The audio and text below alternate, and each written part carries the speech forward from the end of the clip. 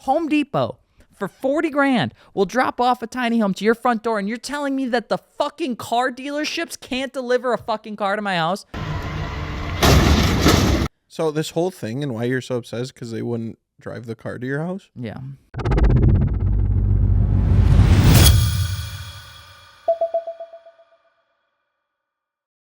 Okay, start it off. Do the intro. No. Did that already. Season 9, new area. We have been episode 1. flip-flopping areas a lot, but Yeah. stop with the... Welcome to the couch area. We don't know why we're here, but we're here. New arc. And we're happy that you're here, which, by the way, if you haven't yet, please be sure to subscribe. Please. And if you got a aftermarket vehicle, it's got a little build story, go add it over to our build threads, MartiniWorks.com. And if it's not aftermarket, the store is launched. You can buy stuff now. So make it aftermarket. Store's launched. I It's hope. exciting time. If you can't find what you need, just press the button at the top where it says email us. Don't worry, you don't have to call us. That level of anxiety is saved for only if you have an issue. Scary launching your own website? A little bit. It's just more Was like it difficult or was it easy? well, you know, the hardest part is kind of seeing the money you have to pay and then just hoping it kind of sorts itself out at the end. Like, what if my buddy Bradley watching this right now? He's like, man, I want to open up my own store. It's kind of like strategic gambling. Yeah, everything's just gambling. Isn't that everything in life? Yeah, it's like Holy shit, 30 seconds of the podcast. We're so deep. we're talking about life. No, it's Deep as the Titanic. never mind. anything is possible. What I will say is if you are looking to start any sort of online business, here's one thing you need to learn. Oh shit. Secret. Anybody that's a consultation person on data or web or whatever it is that they're telling you they can sell, like, it's super easy. Just let us do it. Fuck them. It's not easy. It's actually really hard. No matter what Okay. they tell you, never assume that just because they tell you it's easy, it's easy. So anyway, cars. It's like yeah, all right. So you cars. sound bored. So let's talk about something I'm just fun. now I'm just my anxiety's up. Oh, Yeah, let's switch it okay, up. What do we all got right. going on today? I wanted to talk about dealerships Dealerships. and buying cars because you've done it a lot lately. And I think we've all had some experiences with dealerships, maybe some good, some bad. Mhm. And I thought it'd be worth talking about because I think a lot of people go to the dealership to buy a car, which is fair because I think there is a time and a place to do that. And then I think there's a time and a place to get it just off marketplace and Yeah. do it on the side as well. One tip, this could be the whole thing, never buy a fucking car brand new. Yeah, I would agree with that. Because you will get hit with the depreciation. You will lose money. You are going to lose money. Yeah, Maybe the- if you keep it for 50 years. I think the only Don't time it drive kind of it, shakes itself out is if it's like limited and there's a global pandemic happening and the supply chain's really messy. Yeah, it's a very specific that's everything right now. circumstance. Yeah, this happens Go buy a new car. right now. Go Pay get markup. one. Pay Yeah. markup. No, we just got done. We bought the 2023 Z, which we just announced, which was really cool. We'll be building that and driving the piss out of that to see if it's actually any good. Yeah, I'm glad you finally announced it so we can talk about it. I know Jeez, it's it's been been like a minute. month. It has been a month, actually. Like, technically, it's been a whole month. So, yeah, that experience was different. Some of the stuff that was good, the car is real. I was able to walk out of the It was dealership actually a real with the thing. car. It was That a was real good, yeah. thing. Yeah, I didn't have to pay a markup, which was awesome. That's pretty crazy. Unheard of. honestly. Yes, That- yes. I'm surprised. Yeah. Why do you think there wasn't a markup? So Bergstrom tells me that they don't mark up their vehicles. That's what they said. Okay. I'm hopeful it's not because of me. But yeah, they said that they don't mark up their vehicles ever. So that was kind of cool. Hats off to Bergstrom for doing that. That's a rarity for a dealership to not charge Especially a on, random like, ass markup. A car that's so sought after right now and has been. That's known what I to was get wondering. your, like- Is it so sought after right now? I think so. I You mean, think, but is it? I mean, yeah, definitely. I mean, I did a video. should I go try on, to sell the car on a marketplace? It'd be interesting to see what offers you get. Yeah, you just make bank on that Yeah, car. don't ask 80 grand. You do the markups now. You're the captain. I'll put it up for 80 grand and let's see if somebody buys it. All right, Giles, go ahead. I was gonna say I did a video on why the hell is no one buying the new Type R? Because like I didn't know. Like I just did some research and I was like, oh yeah, they're listed for this price. They're listed MSRP, not knowing that if you actually call the dealership that they tack on 30 grand because it's a sought after vehicle. They're that little no one can get their hands assholes. on. And my comments immediately let me know that you're a fucking idiot.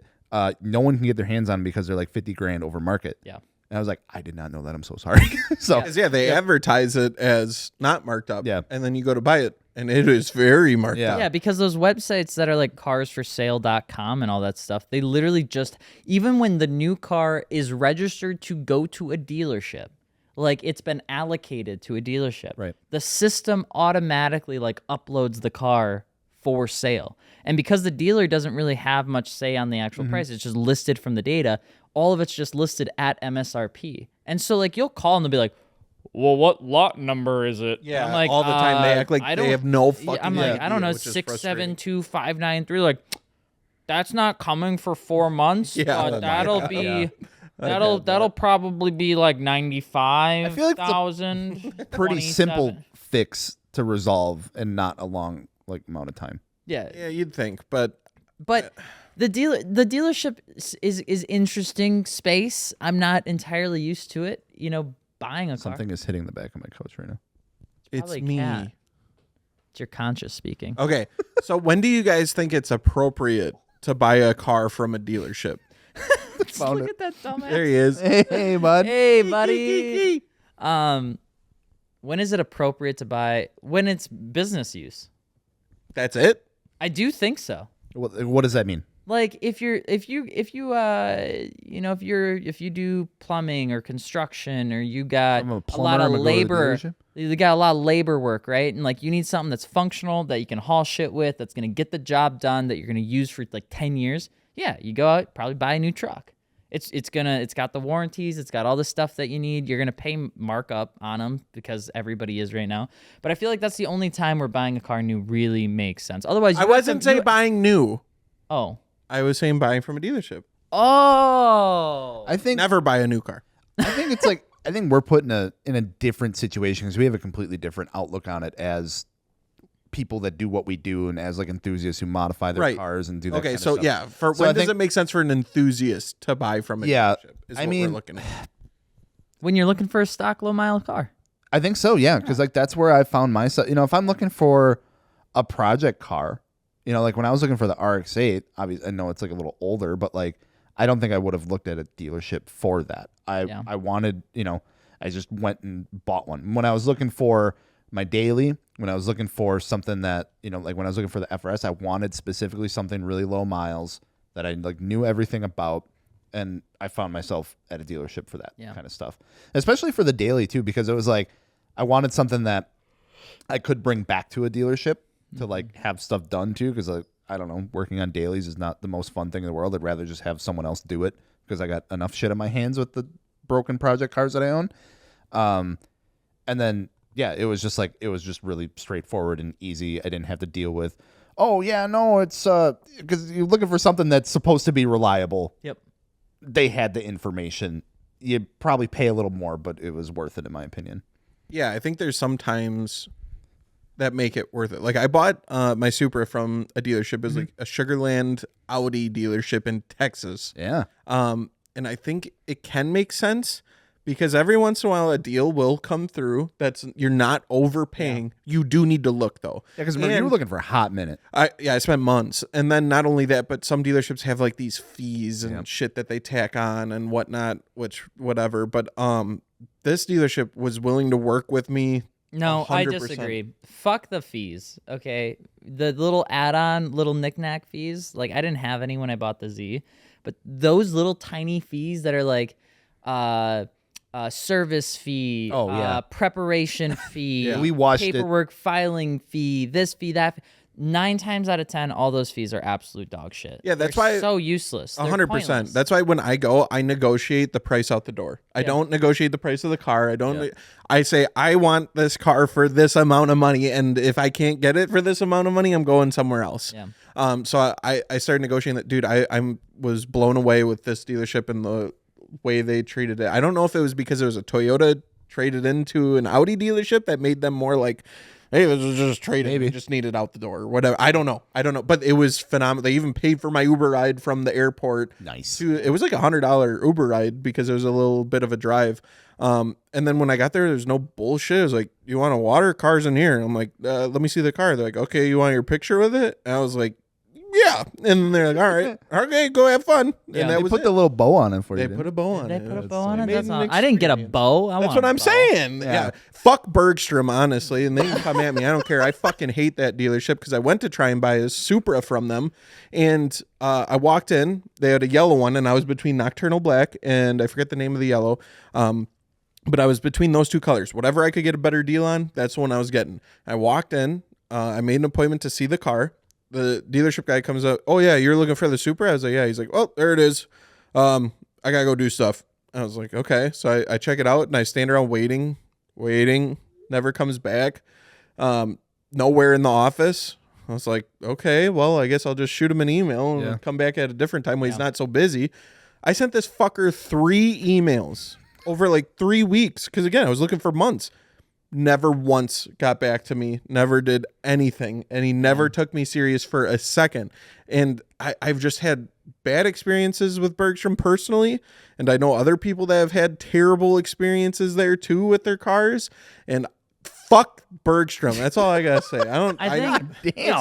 it's so weird though, because like, so I got the Nissan Z at Bergstrom, and it was a good experience. Sorry. It was painless. It was fast. I mean, it didn't. The thing that really kind of confuses me is like, I don't like, because we posted a video on it. Yep. You know, and it's like, hey, how did it? You know, after you buy the car, they're like, please give us 5-star. Tell us this. You know, please rate us all 10s because 9s are actually not that good. So it's like, I go through the whole process, give them 5-star, do the 10s, like the experience. Everything was good. You know, whatever. Got it done. And I get an email, and it's like, hey, we saw your video. We appreciate it. It would have been really nice if you shared more facts about the car. Like it would have been really nice. Like it kind of seems like you're still hesitant towards car dealerships, and it's like we really try to not be that car dealership. And it's like, well, okay, sure, but that's my experience. Like my experience is hesitation towards car dealerships because it's the first new car I've ever bought. Right. I don't trust you. I don't know you. I never go into a dealership trusting them. It's one of those. It's one of those things where it's like the email kind of like read back to me as like, "Hey, you should have trusted us more, and we would have appreciated That's so weird. if you shared more stuff about the car." And it's like, you're not paying me. This isn't a signed collaboration deal. It's not a partnership. So you It's didn't not have to anything. make content I didn't on have the to Z do for anything. Bergstrom. I didn't have to do anything with the Z. There- I literally just bought a car from them. Yeah. And to get that email, it kind of felt weird. Yeah, And if that's you so guys weird. if you guys want me to share the whole story, let me know. I'll do it like a full video on it. But it just it felt odd. So it's like, you know, I reached really back weird. out and I was like, oh, I apologize. You know, I didn't mean to stand standoffish. Because he's like, you kind of seemed like your mind was elsewhere. And it's like, yeah, my mind was elsewhere. Then when we did kind of talk about like securing the car deal, yeah, I'm going to have a couple blockers up because I don't really know you. Absolutely. And I don't feel like I should need That's to a lot of be- money you're spending on a new fucking car. Yeah. Like, It's so weird that it's all said and done. You've given them the reviews, which you gave them good reviews. 5-star, 10 out of 10. And they're still reaching out and pestering you about. It felt a little odd, and It is- maybe it is it was odd. because it was like expecting. I don't know what they were expecting, but like that's just me. Like in the video of me getting the car, that is just my reaction. Number one, I don't like buying things new because I never feel like I'm worth it. Number two, I've never bought a new car. Number three, every single dealership experience I've ever had has been absolutely trash. It's been the worst fucking experience of my life. So when people come in and you know this about a customer and you know that they're hesitant, you know that they're cautious, you should be softer about those sort of things. You shouldn't come back and say, oh, well, you just should have trusted me more. Like, I'm not going to do anything bad for you. It's like, well, no, I've never done this with any. They don't need to so say weird. shit It's after so the sale weird. is done. I I watched a video. You did not like put Bertram or anybody through the ringer. You weren't like, Yeah, I thought I fucking did talking actually like shit. a good You made some job. jokes about upsales, but everyone knows that's a thing at dealerships. Yeah. They're gonna try to job. sell a ceramic package. But that was the thing is like, roadside well, assistant. He's like, well, it's actually not. That's not a car wash, you know. And I think it's like sometimes I do think with this relationship of content versus like influencer marketing, which is this big fancy way of saying companies pay people like us to promote product so that you buy it. That is the fucking nuts and bolts of the whole thing. Yeah. And this wasn't that. This No, was this just was just you buying was a just car. me buying a car with a camera to share with you guys because I wanted you to have an authentic, real experience of what it would be like if I bought the car. And I didn't want there to be any noise of any sort of partnerships or any shit like that. I just wanted, and I didn't even know if I was going to get the car. Right. So then to go through that experience, share with, oh God, I'm dying. Careful. Share it with you guys, like just as it was. And then to get that email, it just kind of felt weird to me. Like, No, it is weird. I don't think know if- you should feel weird about it. it felt odd. So anyway, if you guys want to hear the whole story, let me know. I'll make a video on it. It was definitely an interesting call. I still appreciated everything that Bergstrom did to get me that car. I appreciate that. Don't charge it up. Fuck Bergstrom. I appreciate that they got me the car. I appreciate that they didn't do markup. Do I think won't even sell me a dealerships as like a whole, I still have a lot of hesitation towards it because I still do not understand the concept of that business model because I just don't think it should really exist. I think there should be service hubs for cars. Fuck yeah, absolutely. If I got to go get my Ford F-150 fixed and it costs me $60, $75 to get fixed, or it costs a random shop down the street that barely knows what they're doing $50, I'm going to go to the dealership so that they get it done right. But the concept of me having to go through a dealership that's owned by this random group of people that then can then charge the cars whatever the fuck they want, that is not even connected to the manufacturer in a good, like the whole thing just makes no sense. Just cut out the middleman and just drop the fucking car off at my house. Why is that so hard? I can literally get Carvana houses. does that. I can have houses shipped to my house, little mini houses, whatever tiny homes, You're getting a shipped to tiny my home? house. You can do this. You're doing it? Home Depot for 40 grand will drop off a tiny home to your front door, and you're telling me that the fucking car dealerships can't deliver a fucking car to my house? They got wheels, bro. They can do it themselves practically. They just need a fucking person. So this whole thing and why you're so upset is because they wouldn't drive the car to your house? Yeah, pretty I would much. say Home Depot's still a middleman for the tiny homes. You trying Right? to DoorDash your car? Bro, I just don't understand it sometimes. I just don't get it. It's like Uber, but they stay with you. No, I think there's a time and a place for dealerships, and not all are bad, but you do have to go in defensive because they know every little slimy trick in the book to get you to pay a little more because they're commission based. So I get, in a sense, they're doing their job, but some of them take it too far. I don't know if Bergstrom is commission based. I don't know if they are, but fuck Bergstrom. I'm trying to be fair. I'm not. Fuck I know. them. Yeah, They if you weren't didn't have fair to all me. Those scary tattoos and big beard. Maybe it would. Dude, I don't know you what came it in like was. an adult. Maybe I they was would've too thick or something. I don't fucking know. He's like, I will say really quick, the worst experience I ever had with a car dealership was when I bought that 82 Porsche 911. I bought it from a dealership. you bought that from a dealership? Yeah, I bought that from Victory Motor Sports Oh, something. I thought or you got that another. off like an auction or something. No. So I found the car on eBay, found the dealership, and they had done all this. They had done all this like research, all this inspection stuff. Yep. They've worked on the car. They told me all the things that they got done with it. Let's go. Got the car, less than 100 miles, APR head stud issues.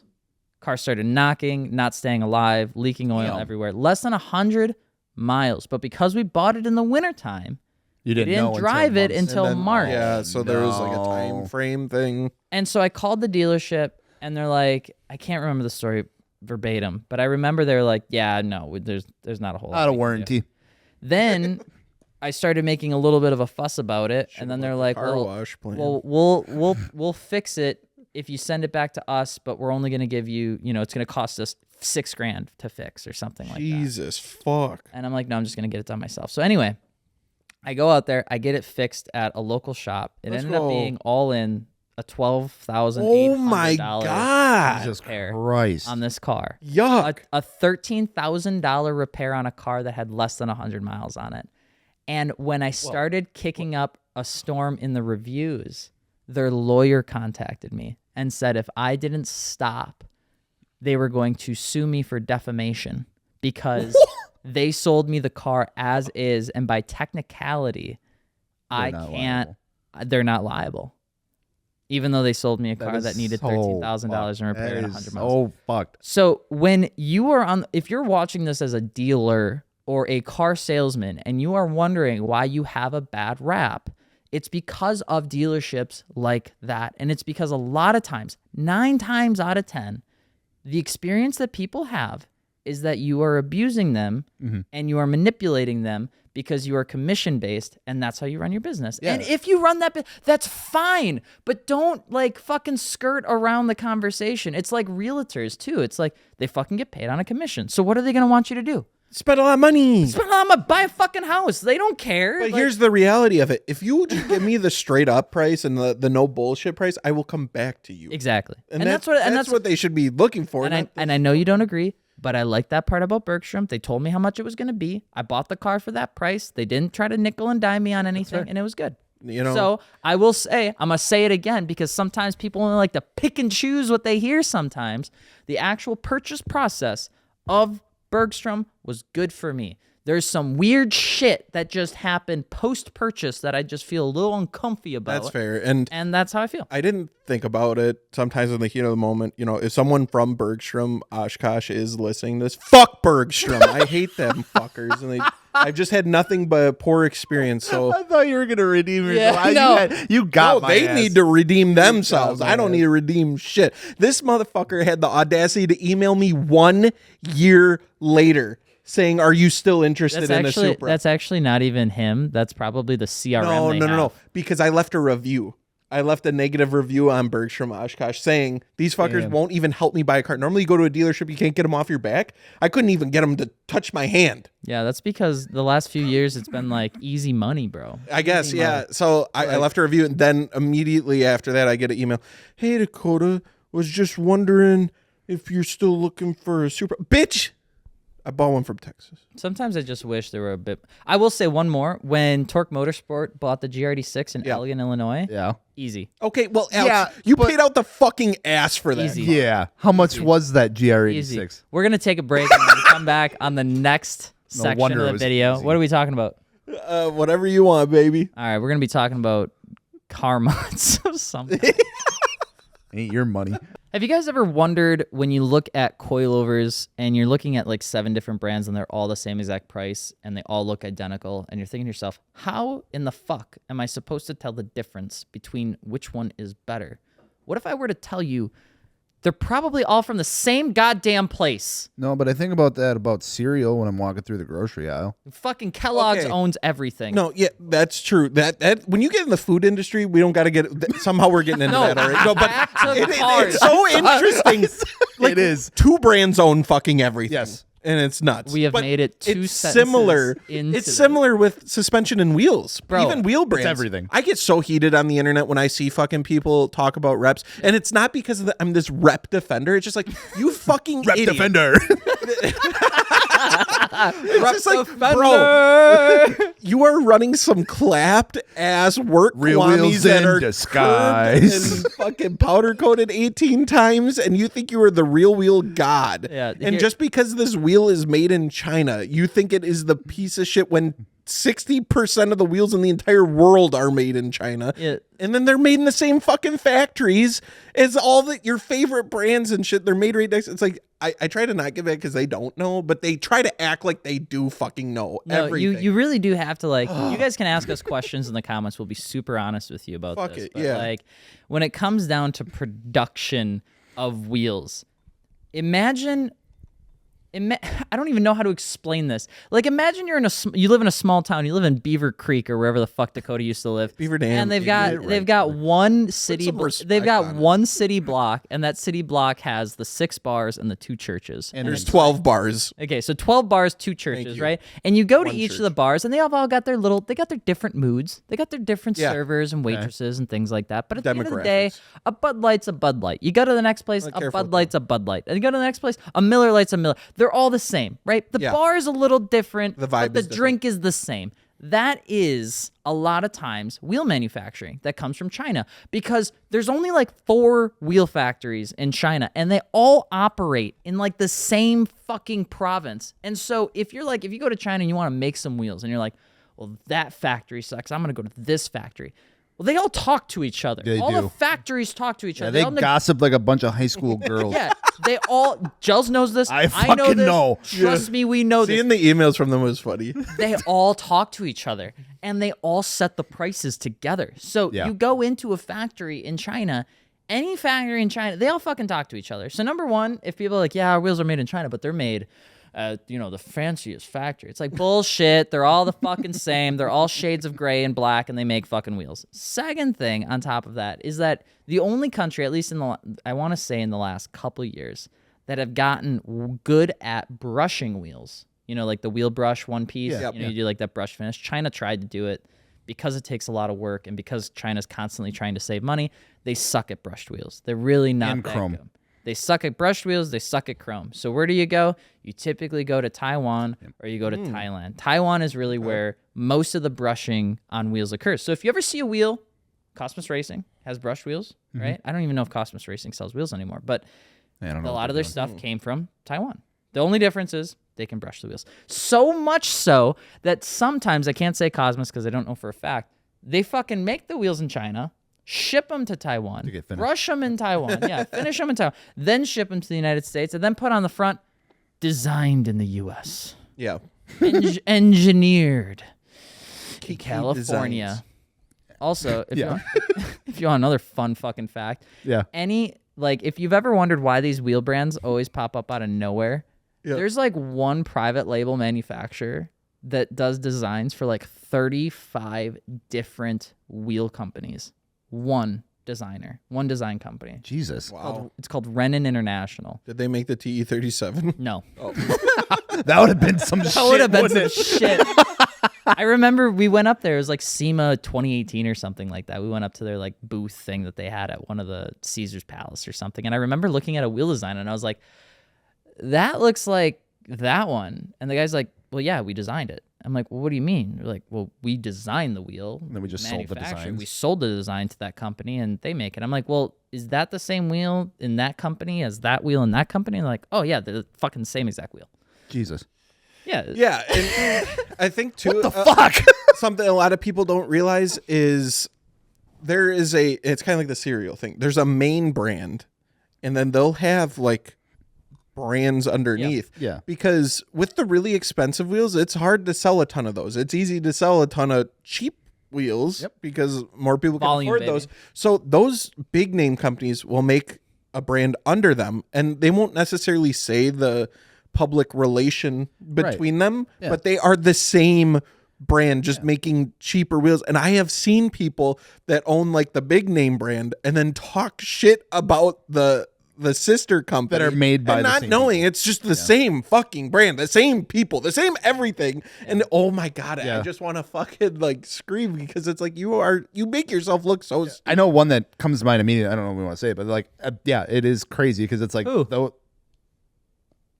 Wait, who? Is it us? no, I ain't making wheels anymore. All Not right. yet, anyway. I'm trying to think. Steve, please hold. Like with F1R? You could say that. They're related. Well, they're like not publicly related, but if you look far enough, they host the same addresses and Right. stuff. That's what I mean. Yeah. So like, yeah, you can go into it. It's not a bad thing, Okay, yeah. So like Rohana, for instance, they Yeah. make crazy forged wheels, which are dope. some like insane forged, unique multi-piece wheels. Yeah, they have Got 'em phenomenal on, like, wheels. Liberty Walk cart, like just insane. Sick. Same fucking people make F1R. Yeah. It doesn't. I think Rohana even like offers to Like make wheels. Yeah, like too, F1R. for Yeah, companies. F1R is like their budget brand. Yeah, it's not uncommon in the industry. I mean, look at Raisin Graham lights. Yeah, exactly. Yeah. But because it has a Ray's name, it's so But fucking. there's tiers to it. I think where it gets weird is when like the budget, like what people don't understand is like sometimes the budget company will make budget variants of their own budget wheel brands. Right. So like Right. companies like Take Rays will go down, they'll make the Graham lights, right? And that's fine. They have what's called tiers. In the industry, you have things called tier. You have like a tier 1, tier 2, tier 3, tier 4. That's typically how people would label this. So your tier 4 stuff, cheaper. Tier 3 kind of has a value prop maybe. Tier 2 is like really heavy on the value props, tries to keep the margin low, and then tier 1 is like Michelin, right? So when you go into the wheel stuff, there are people that do that, and that's smart. Good to do. But people that will make like a tier 3 product initially will go into a tier 4 and then make fucking 10 tier 4 brands and just blitz the market with as much shit as they can to make as much money as they can. Yeah. And that is where I do think if you want to be angry at that. Like you can be angry at like people just coming in to want to make a buck, but a lot of times that stuff is coming from like the private equity companies that are coming into the automotive industry space that bought a company for $2 billion and now they need to make their money back. And the only way they know how is to manufacture wheels. So And then on the other side of that, if you didn't realize, suspension does the same shit. Exactly You'll the find same. fucking coilovers they're literally just painted a different color Literally rebranded. and put a new sticker on it. And again, it's your favorite brands are literally making coilovers for other people and just labeling it as something, and you'll fucking talk shit about them. If you want to, then that's where it's like, that's why MartiniWorks is such a thing. That's why it's, and I know it sounds like a pitch, but it's super fucking important to me as we go into this new chapter to be honest about some of that stuff, because there's going to be, like, you look at coilovers, for instance, and you wonder how the fuck did that just randomly spin up? How did this wheel come randomly spin up? 9 times out of 10, they're not spinning up anything. The product, the oils, the springs, It's all been there. It's there. We could go right now. You could send an email, and in 2 weeks, once we put an MOQ in of $50,000 worth of coilovers, I could start a coilover company in a week. Yeah, because it's at that point it's like plug and play. It's like I want this oil. They literally give you like everything. a menu of It's like options. a Lego set. Yeah. Here you Yeah. go. What do you want? Yeah. And You're like, again, it doesn't need to be a bad thing. It's not even talking shit. It's but just no, it's but just the is what it point- is. Yeah, but the point is it's good to be aware of those Yeah, things. yeah, it's because good to be aware of it. It's like, if you're going to get into a stance where you're going to have an opinion on brands, then you need to understand where the brands come from. Right. Yep. Because that's why I'm such a huge proponent. Like, we have homies over at BC Racing, but we've always told you that, like, BC Racing is the place to go if you need accessibility, you need a coilover, because they have a million different applications for everything. yeah. BC's your place to go.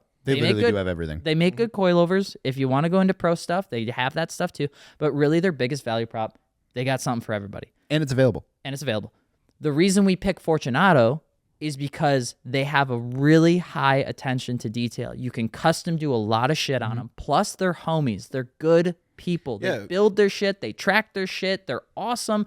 They work with us. They love the stuff that we do. And I feel like when I'm buying and spending more money on Fortunatos, I am actually objectively getting a better getting my coilover. money's worth 100%. Yeah. Exactly. Like, I've driven on a lot of coilovers now. I just enjoy my Fortunatos the most. And it's not about the market. It's not about the brand. It's not because I think they look cool. They do kind of look cool. The green's But- kind of cool. Yeah. But I just like those the most. So yeah, I hope when people can look at this now, and the reason that I got away from my previous endeavors was I just wanted to be able to talk about the shit that I like and that's- I enjoy, and I don't want to just push something for a narrative. and not have to worry about saying the wrong thing about other brands as well. Yeah. And to be fair, and on the final point of that, because I think there is some maybe housekeeping that needs to be done on that concept. It's not the fact that the opinions of the past are wrong or anything like that. It's about the sake of saying, is one better than another? Is one truly going to perform in the way that you want to? And in the current situation, I could be more honest with you and tell you that your application of street driving, sure, a $500 set of coilovers, you may not ever even fucking notice that there's the shit difference oil is in you'll it, never or that even- it's a yeah. bad spring, or that You'll it's notice. made from the same. But if you're going into driving your car, you're going into drifting your car, you're going into track racing your car, yes, there is a difference. And if you can save an extra $500, save an extra $500. This is what I'm Pick gonna the right say. one. What I've noticed personally is from the $500 coilovers to the $1,000 coilovers, you will fucking notice a Yes. difference, even in just daily driving. The $1,000 coilovers to the $1,400 coilovers on the street, are you gonna notice a difference?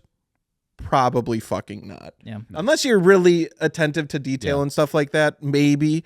But otherwise, it's kind of more. They're all in. It's they're- if you're autocrossing and track, Yeah. that's where you're gonna notice. The they're tiny all in a differences tier feel. though. Yeah. You know Yeah. what I mean? It's like, if you see something sub $1,000, all the brands are working within the same pricing tier. They're all trying to make like 40%, 50% margin on their stuff, which is a good chunk of change, which means they're all buying the products of those parts at the same price from the same factories. You're getting the same quality. So if you see something that's like at $845 versus $875, Yeah, it's there's not a quality difference. No. It's literally somebody trying to make an extra $30 and hoping It comes that down to branding at that point. marketing or availability is the thing that's getting you to spend $30 more. That's the only thing. You're absolutely right. What do you think's above the $1,300 mark?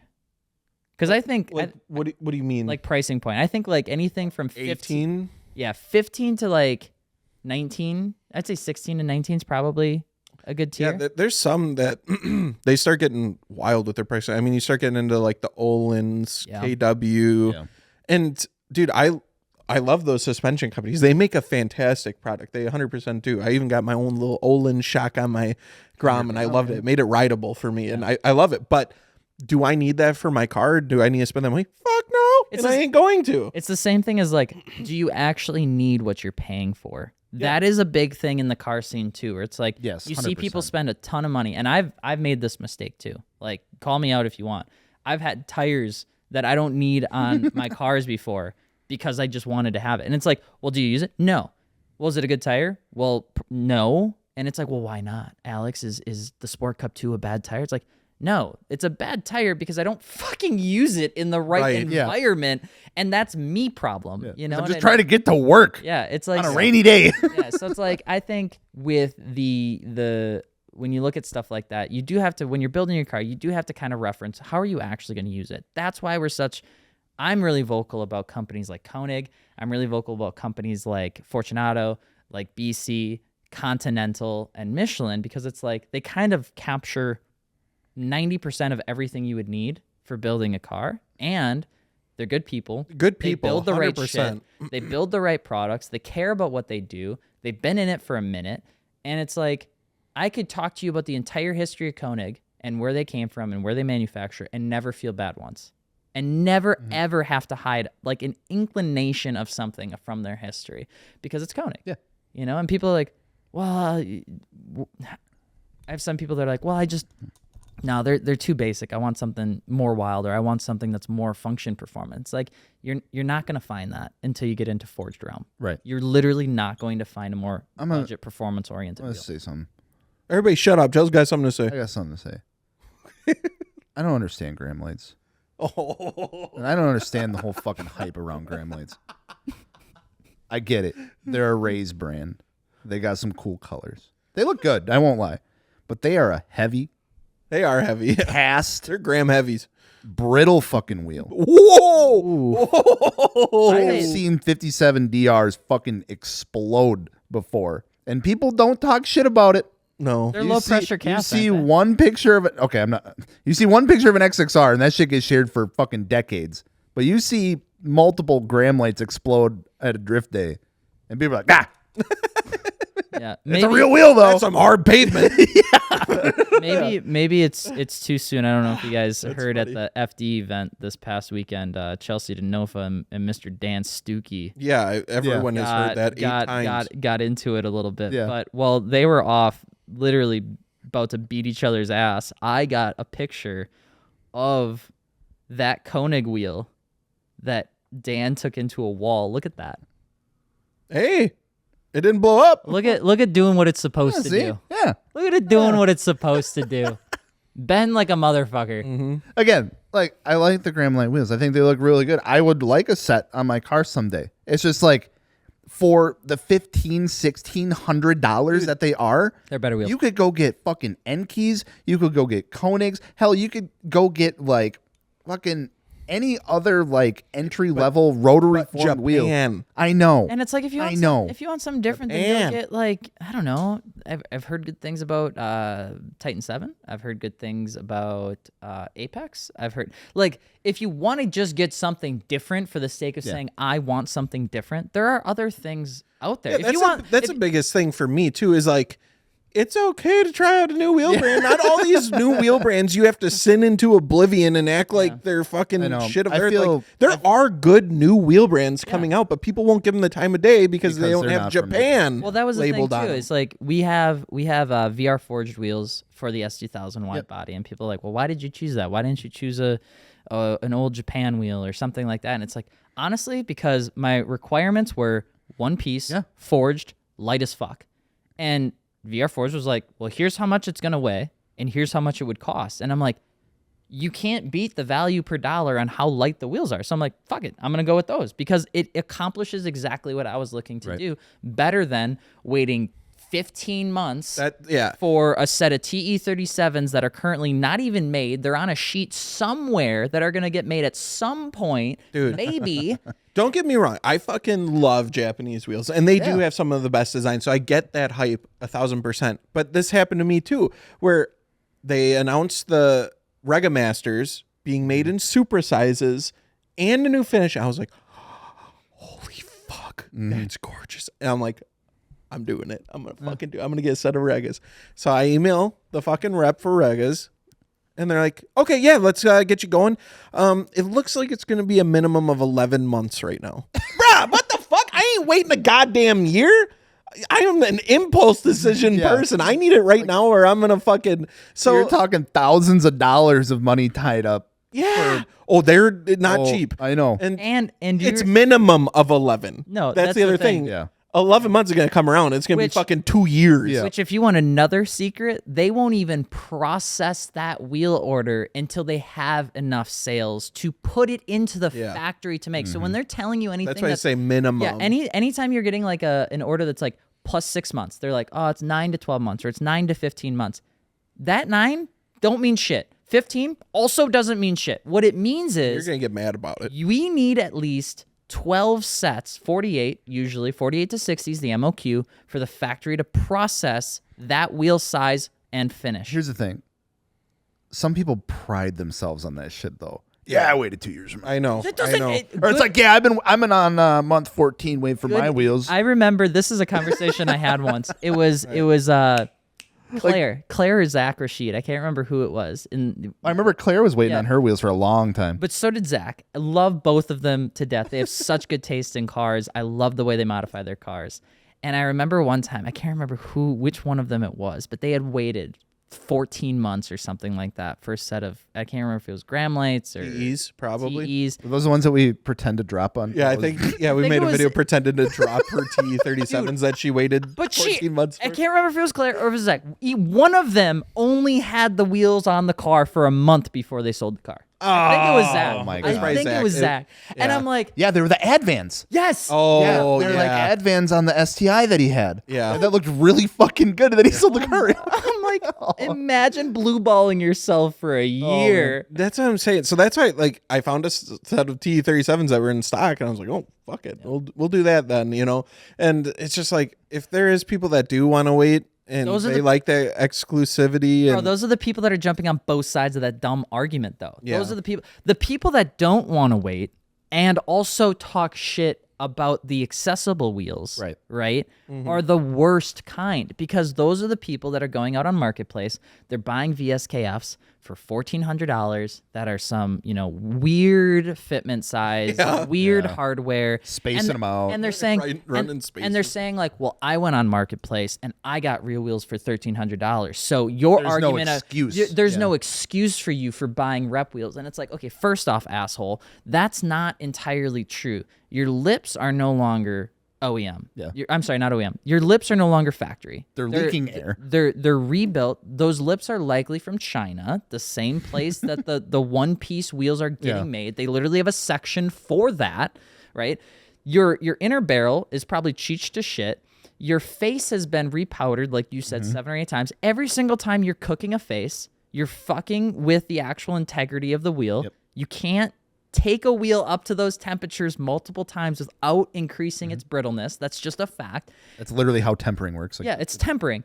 And then they go out there and like, annealing. Sorry. There's no excuse for running rep wheels. I'm like, actually, I could come up with a few, but you don't even have to run rep wheels to run good budget wheels. And I think that's the difference. People assume budget is rep, and it's you're so far away from the truth in that conversation. No, you can and I can get fight a anyone budget on set this. that's not replica wheels. Absolutely. Too. But yeah, the internet, if it's not made in Japan, it's a replica wheel. Yep. Except Japan wheel companies copy from Japan wheel companies all the time. And that's fine. You can put brands from Ray's, Work, SSR. You can put them together. You could literally put them on a table, and you could make like when you press the gambling machine and it does the line, and you don't know how you won the 20 cents, but you won the 20 cents. Yeah. You could do that across all of their factories and find the same fucking wheel in just different colors, because they do that all the time. So you Good now? hate real wheels? So yeah, I guess. Fuck. Yeah, clip that part. Yeah. That's where it's like we're trying to find wheels for the Nissan Z. And it's tough because we're They out run there. weird It's sizes. Yeah, it is a weird fucking fitment. super weird size. And then they're forged, one-piece wheels. So you can't go back. That's the problem with you a don't lot wanna- of that's a lot of problem with like new cars. A lot of like the new BMWs, a lot Yeah, of the they're new really performance weird cars. fitment and stuff like that are But requiring some they're- weird specs. Yeah, but they're also like forged one-piece wheels that are getting made by BBS or Rays or Yeah. Enki, and it's like So it's like you want something different, but you don't want to downgrade. So yeah, it's like and you're almost always going to downgrade Yeah. unless you spend money, and that's where a lot of people. Oh, I went with Graham lights. It's like you went with a worse wheel. that's when you It's a find heavier wheel. that's when you find someone with like a 328 or like a fucking like GTI or something. Be like, hey, I got some really crazy Yeah. baller OEM wheels for you. I'll sell them for like stupid cheap. And they're like, oh, yeah. Because I ain't gonna run reps, but I'll run stock wheels because that's better. I mean, in this case, That's a that is style. a- That's a style. The people that can do OE plus builds, where they, especially Volkswagen communities, that is huge such a on this. fucking European thing. It's I went so to Utterly Euro. cool. 90% of what it was. Yeah. It was like just when- I it like was when fucking people Volkswagen repurpose wheels OEM on fucking BMWs and BMW wheels on fucking Volkswagens Yeah. and Porsche wheels on everything. Dude, Let's Porsche go. wheels on I didn't know- Volkswagens as a big Turbo Bentley. Did fans. you see any Bentley wheels? I don't know. a Probably. big- I didn't know what I was looking at 90% of the time, but I'm like, Turbo- I think that's cool. Yeah, turbo fans on a 20th anniversary. Oh, dude, there's somebody You're put getting the dog fucking all wound up. Viper 3-spoke Viper wheels on a Mark IV. That's sick. 20th, and they look gorgeous. Yeah. Anyway. there's a space for that for putting OEM wheels and repurposing them. Our alarm's going off, letting us know Mario. our camera's gonna overheat. We are going to be taking a break, and we'll when be we come back in a back, second We'll be back in a second. with the editing magic. Have you ever wondered why over fender kits fit like shit? I feel like I'm starting all these videos like a TikTok. Ask Here's me, I'll tell you. See, that's him going to apply this over fender on the new Type S. what is he using? Is he using a sticker? Oh, Elbow went to figure this out. Elbow's got good content. Yeah, we were about to talk about over fenders here. Yeah, you want to And, know why your over fenders fit like shit? Ask Q- me. I know. Joe says over fenders. Q gels. Because the molds get used so fucking much that, believe it or not, when you use things a lot, they tend to wear out and like get different than when they were from brand new. And then as time goes on, things change and then things come out different. AKA your over fender kit. And your personality. And your pee. Yeah. 3 different kinds of people in this room. The I love over the fender, variety. yeah, the over fenders are a really interesting conversation too, because we talk about pricing and marketing versus what's the part worth. And I know we were looking at Liberty Walk kits and stuff like that. Very expensive kits. Very expensive kits. Very Yeah, they're 20 grand for the Supra. But you are Jesus. buying the brand, right? Carbon. But at the end of the day, right? What is the actual like value add? Hopefully, that Liberty Walk is keeping their molds clean and fresh, so that when you are getting a Liberty Walk kit, you're getting a kit that actually fits to the car. Because it's just like the little stuff as the mold kind of gets used. Is like there's little things that gets left. There's resin that starts to kind of like get into the areas and start to create those bumps and waves in places. And for a lot of companies that do make over fender kits or some of that polyurethane stuff in China, they use those molds until they break in half. Yeah, and you can usually. I think it was I was talking to Anna and I was talking to Sam one time because they both got new origin kits for their S chassis right around the same time. But Sam has the coupe with like the brick front headlights, and then Anna has the pop up one like me, like the hatch. So they're 2 different kits, especially for the front.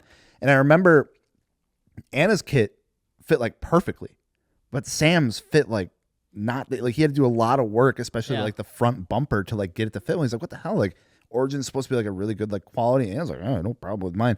And like talking with them, and I think they talked to each other, figured out that like, yeah, because over here the pop-up is way more common, obviously, because that's what we got over here, that those kits and molds are recirculated so much that there's new molds coming out that they're kept up with versus the old, like the not pop-up ones. They're like, okay, yeah, we're going to remake it if we have to, because we only get so many orders. That's why a lot of times you see those companies making like V2, V2.5, Oh, yeah. V2.7. They do that all the time. Because Because it's like like they're making a new mold. yeah, They're if like, we got to might as remake well. new molds, might as well just change it, make version 2. Yeah. And it's interesting too, like because I seen a comparison on the new Civic Type R, because that has like a little bit widened fenders and stuff like that, but I think they're like molded into the body, where the new Type S, apparently from what I'm seeing, is it's literally just 3M'd on, and they're checking it out, and they're like, you can literally see panel gap. You can put a piece of paper between the fender and Can you really? Yeah, and now that is just like Honda L?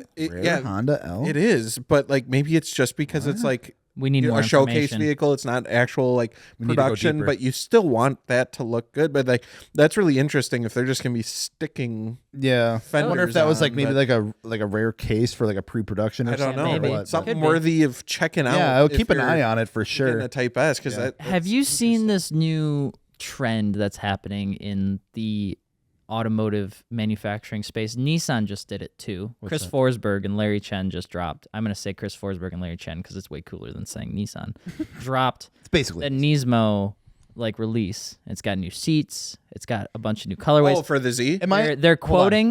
They're quoting that there is going to be a good power increase. Not Chris or Larry. They're just people are assuming because it's a Nismo, Nissan usually does a performance increase on the car. What is changing?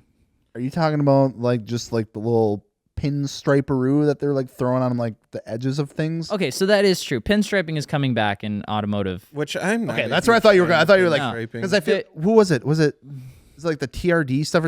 There was one They're company all- that was they're like all throwing It stickers was like on the stuff. only difference was like, oh, you get like some little red trim. Yeah, because car manufacturers are still scared to make bright colored cars. There's only a few companies that are coming out with bright colored cars. Otherwise, everything. I would say majority of them have been coming out with some bright ass. Like okay, listen, I have a yellow I and blue think car every now, but company in the world did grabber blue. Yes, in one way or My another. God. In one way or Really? another, they did. Yes. Blue. Yes, Like everyone. every company. I'm trying to find the last time I saw a grabber blue Nissan 370Z. Okay, hold that thought, because I just realized my sock is inside out and I have a hole in it. So All right, I may be a little bit on edge. we're going back. Speaking of to the grabbing previous. We're going back. We're going back. No, auto manufacturers are taking these like performance trims. Stop it, both of you. Stop it. I'm gonna split you up. I'm gonna put you on different sides. We're of the already class. Okay, pinstriping, automotive, No. 45th anniversary Supra. That was cool. No, Is it though? They have these little arches right on the back, and then to fit wider wheels, they're just putting this little like this little tiny metal piece. That's just you have the arch, Oh, and then they're like. yeah, you're talking about like the little like The rear flare on like the GR86? GR86 Yes, and stuff. Yeah. Yes. Well, wasn't yeah, that because the Nismo has it too. And Oh, I'm- really? Yes. So I'm looking at the Nismo and I'm seeing Chris Forsberg drifted around and it's all cool and stuff, but I cannot get my eyes off the problem, which is when they go to roll those fenders, You're fucked. or whatever that is, you are fucked. There is no way that is You know going to how go much well. fitment issues that caused on the new GR86? Do you know Because how many people were Like people that have them on air and stuff, especially, Yeah. are like, Dude, all these things these- fucking suck. Dude, it's a all nightmare. these new cars, Hey, I don't know okay. what's going on It's with them. because to get a wider wheel or tire from factory, which you would imagine with like a It has to meet sport-oriented certain vehicle, specifications, It has to right? like sit within the body lines of certain areas. Yeah. So they throw those. So it's a little, loophole. Yeah. So they throw these little things on there. So like, no. If you look at it here, it's not sticking on further than the thing. It's like But the problem is fucking like regulations fucking everything up. To be fair, Why are you pointing at me? I do think maybe factories doing the 3M tape stuff could be better for enthusiasts than Toyota doing what GR86 is doing, which is like there's a bunch Molding of it into the- plastic, metally. Sometimes we don't know if it's plastic or Okay. metal in there, and you just kind of have to roll it until you hear a crack. Quick question though. You guys, did you see the 45th anniversary Supra in person? We did. Okay, fuck you, first of all. It was really cool. Second of all, way cooler than yours. they made a nod on social media, and it's so Yeah. confusing and cryptic.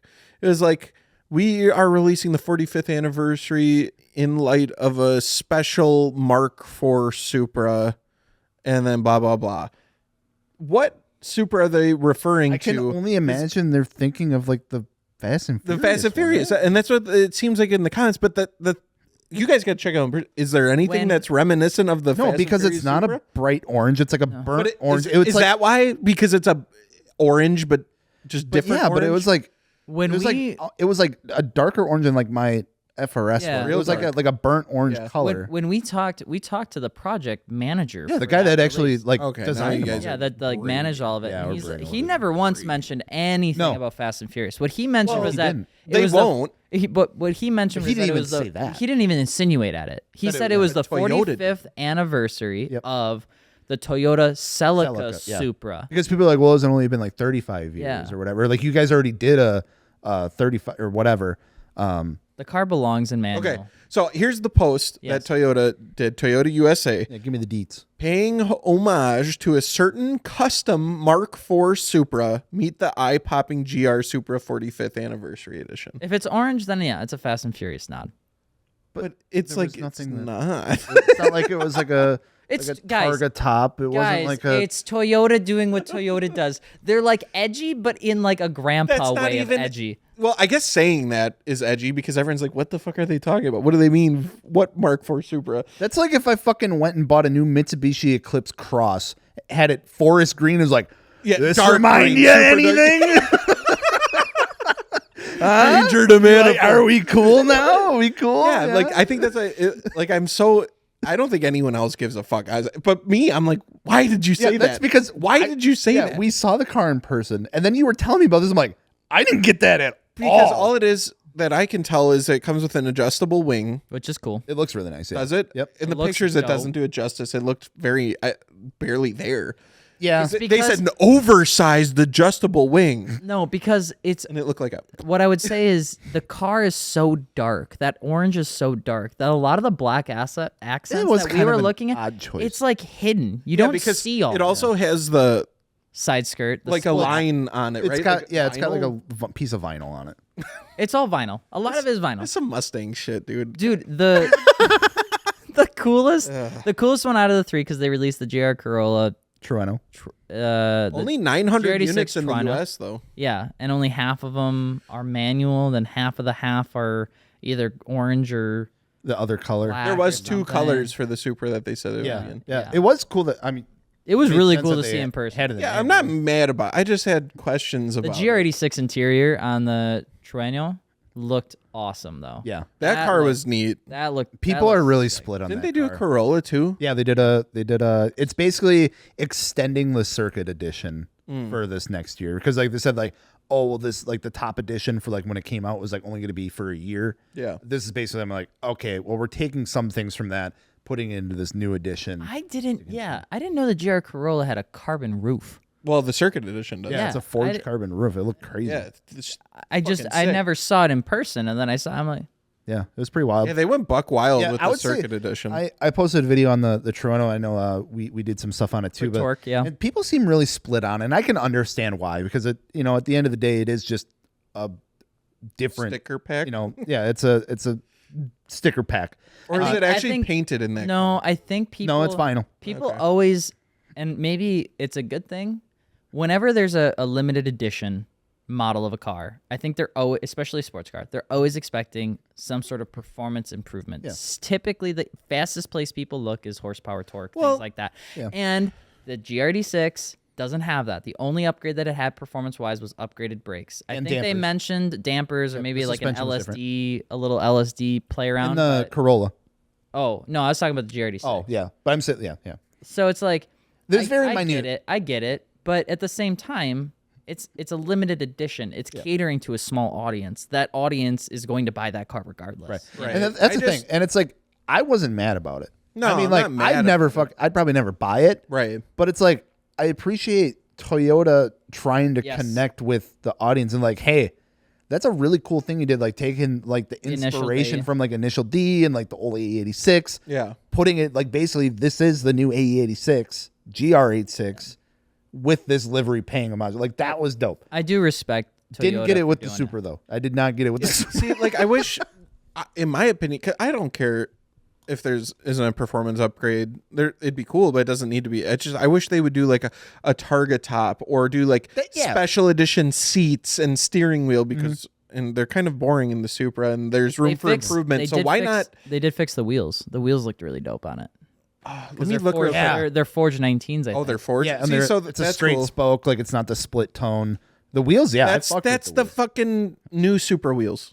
That's just how they come now. That's not, so it's not specific to the anniversary shit. edition. Oh, never mind. Take it all So back. The GR Corolla. they are good looking wheels though.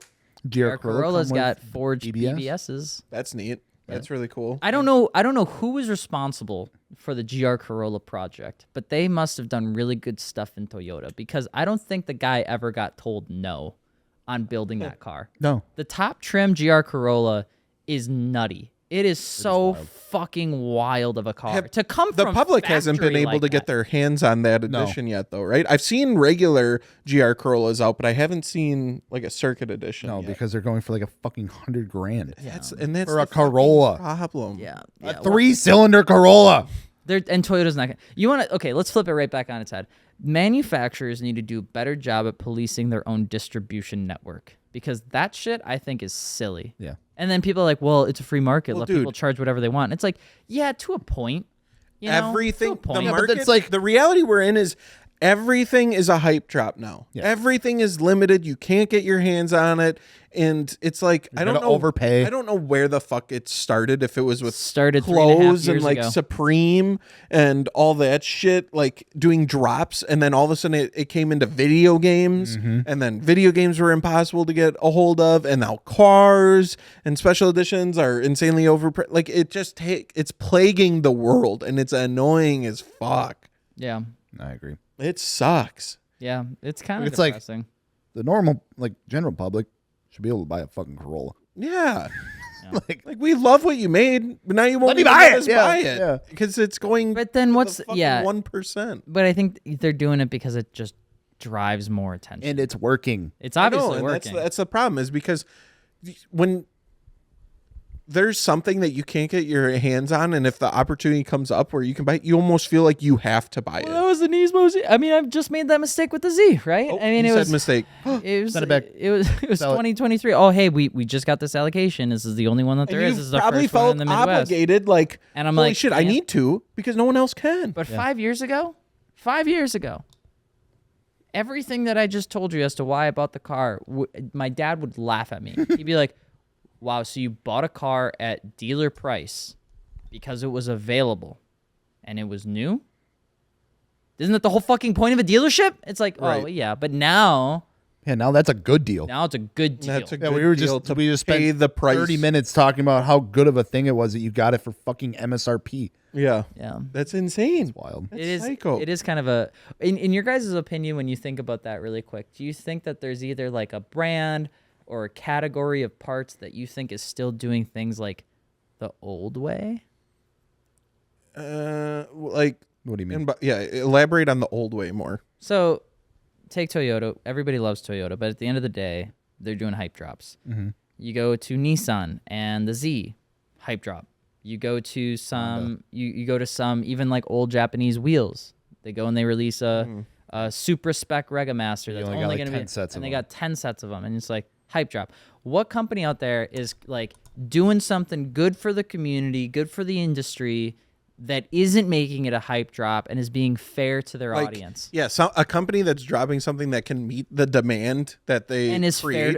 fair to the audience think and that's- has some legacy? I think the only thing that comes to mind is like your intermediate level brand of parts. So it's like your Koenigs, your Enkis, your that kind of stuff. Automotive. What about like- Apple? I mean, to be fair, I feel you like are they were getting the originator of the hype drop, hype but it was drop. available to everybody. Yeah, you could still go get it. yeah, and I feel like that's the thing now. There's still, I think, a little trouble sometimes getting like a new iPhone that comes out, but Yeah, you're waiting maybe a month or two, but yeah, it's like I'm trying to think. I almost want to, like, I almost want to say, like, Mazda Miata? That's because Yeah, they but- can't make it hype. they haven't been doing any of this stuff. Like they haven't released like a special edition. It's been how many years since the latest generation of the Miata dropped? Yeah. Like Miata needs a new fucking sports car, and I fucking hope it's the RX-9 because they keep teasing that shit and blue balling the fuck out of everyone for the past 15 years. 15 fucking years. See, that's when we're. I'm just discussing trying this, to, like- It's got to be hype though. Like it's got to be. Yeah. But you There's can a have, demand. you can Mazda have an ain't- interest and No, a Mazda does demand not come to mind. without having the feeling of being ripped off. Because I think that hype beast drop just grew with the demographic. They were 18 when Supreme was fucking throwing their logo on crowbars, and now they're 25 and they're post FAFSA and they've got a family and a kid, and they assume that because it's hype that it's good. And that's where the whole point of the Nissan Z is to shed that shit away from the car and literally look at the car as it sits, drive it objectively and say, is this car even worth MSRP? Because I'm going to be honest with you guys, every feedback we've gotten from people that have had the car without dropping names have said it's underwhelming. It's heavy. It's not as fun as a Supra. It can't do as much. It's just not as good. So it's like, it's like, okay. Well, then why isn't anybody saying that? If it was mass produced and a bunch of people had it, would people still hold it to the same standard? Exactly. But you have, or is it just because no one can get their fucking hands on it? You nailed it. And because people can't get their hands on it, the people that do have such high expectations for what at the end of the day is a Nissan sports car. So maybe did this negatively impact what they wanted it to do? Exactly. Because people have their expectations too high. Because the people that did get the car directly from Nissan. I guess that's the only thing that we like TJ pay like 6 figures for his Z. There was a story running on the first video he dropped where I knew he paid above markup because it was a proto spec, wasn't it? Yeah, it was. I know he was like one of the first people to get one. Dustin Williams didn't. I don't think Dustin Williams played markup. I'm not sure. I thought he had a that relationship one. I don't with know. Nissan. Anyway, I don't know. I'm just saying is like. You can't tell me that somewhere in the back of your mind while you're driving, you're not thinking like, I paid $100,000 for this fucking thing. Are you serious? Like you're saying, I feel like the hype is. You have to deliver, and now that hype drops are normal, I don't think they're delivering. I think it's just standard. And that's the only thing that I think we can hope for is that companies are going to realize, like, oh shit, yeah, we're doing all this like hype stuff, limited release things, but it's over promising what we're actually delivering. They don't because of the price. The only thing we can hope is that people are going to come around and be like, hey, this is actually kind of. There's two things I want to say on that really quick. Number one, if you're thinking about spending $70,000 on a car, I need you to open up a new tab in Google Chrome and type in 2017 Mercedes-Benz AMG GT. Look at that car, used 70 grand. Look at whatever shipbox 250 horsepower tuner car that you're buying with 2,200 miles is, and really ask yourself if it's worth spending $70,000 on. Because the used market out there, when you start expanding, you don't have to get the AMG. But it's an example to state that your pool gets very wide. That's what I'm saying. Like just because it's hype doesn't mean it's worth it. It's not worth it. Yeah, but which one will get me the most likes? Yeah, that's another thing. Get a Mazda Miata. You want to be popular on TikTok, get a Miata. It's just like the markups and like hype are like pushing these like certain level of cars into a completely new category. And they're getting their vehicles. And they're getting ass handed to them. So it's like just like you said, it's like you spend 70 grand on this car or go spend 70 grand on this other car that's way objectively better. Yeah. But because it's hyped up, limited edition, and overpriced, you're gonna be disappointed. You're almost like it's like you're forced to like it at that point. Right, exactly. You know what I mean? It's like the thing that was always so cool about watching the JDM bubble go up, right? Is like people hated it. They'd always be like, "Oh, well, I could have used to get an R32 GTR for $22,000." Never happened. Sorry. And they're like, now they're 40, and it's like, okay, but to be fair, the GTR R32 probably is worth $35,000 to $40,000 as a good tunable sports car platform. It does a really good job at what you want it to do. It's a really well balanced car. It's fun. It's analog. It feels good, right? Maybe it was underpriced and now it's at market. People are associating that lift in price with a fucking random GR Corolla going for $82,000, right, for a proto spec Nissan Z to go for $97,000. And it's like, those are not in the same bucket. They're not even fucking close. Yeah. People are just buying dumb cars because they think it's worth it. And I just don't think it is. With that being said, $100,000, one car, one. What do you try to go get in the used marketplace? What do you think you could confidently go find? For 100 G's? 100 G's, you're trying to find a M3 fun, or M4. Fun sports car. Use the extra money at it.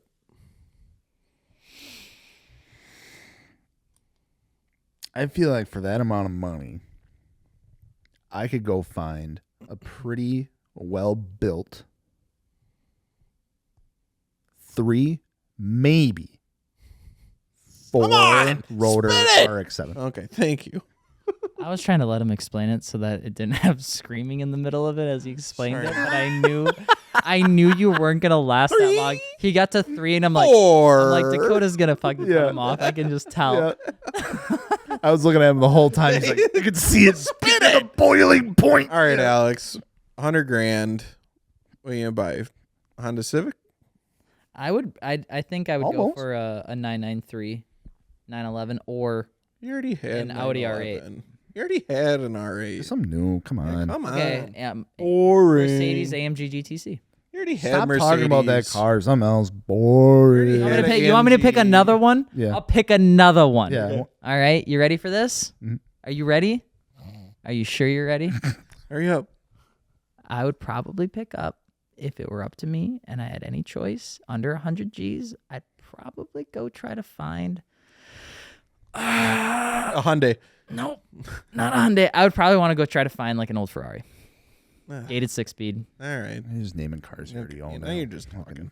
Why do you guys get to pick what you want, but then when I pick what I want, Because I've never owned the car that I want. I just want to keep poking you and see where you where you ended up. with that being said, we've What got Dakota's gonna? I went. you already went. I said it instantly. Yeah, That's you why did. when everyone else is You like, did. I would pick I was thinking if it 3, was falling under 100,000. 4. I'm like, come on. Immediately, Alex says, I'm like M3 or M4, and then we just moved on with our life. yeah. All right. I actually thought about it. With that being said, we are done with this podcast talking about all sorts of kind of behind the industry curtain, if you will. Things You got guys, a little heated. you guys let us know in the comment section below what you want us to talk about next. If you want any of what we do talk about to be like its own pillar video with like Yeah, we could facts like and sources elaborate and stuff. and go in deeper. Yeah, just let us know. Put it in the comments. deep. We'll use it. Gels will take a look at it. We'll make a video on it. So we appreciate all the support. Thank you so much for checking out MartiniWorks. Don't forget to subscribe. And that's it. That's all I got. Bye. I was assuming he was going to either make a noise or fart into the microphone. So I'm glad we got a